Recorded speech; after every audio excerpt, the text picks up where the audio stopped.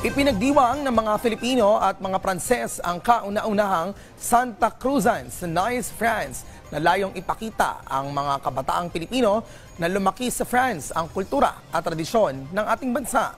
Si Dick Villanueva sa detalye. Rise and shine, Dick!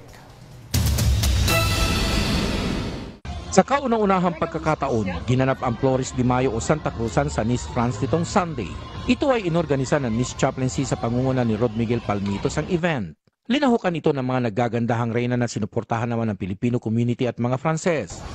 Nabuo po namin ito mahigit isang buwan po. Para din po para ma-feel din po ng mga Pilipino dito sa France na parang nasa Pilipinas lang din po tayo at nagse-celebrate din po tayo ng Santa Cruzan o Flores de Mayo.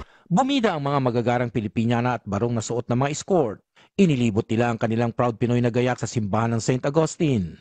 Ayon sa mga organizer, pagpapakita ito na namulat ang mga kabataang Pinoy na lumaki sa France sa kultura at tradisyon ng ating bansa. Ito ay napakasayang isang event na nagpapakita natin sa mga batang ito ang isang kaugaliang ginagawa natin sa Pilipinas.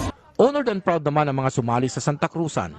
Nakiisa din sa okasyon bilang flag bearer sa parada ang Knights of Rizal Nice Chapter. Hindi lang sa Nice na ipinagdiwang ang Santa Cruzan, umarangkada rin ang sagala sa Paris sa pangunguna ng Philippine Catholic Mission in France. Saan mang panig ng mundo, ang tradisyon at kultura ng Pilipinas ay hindi pa rin nalilimutan ipalaganap ng bawat Pilipino.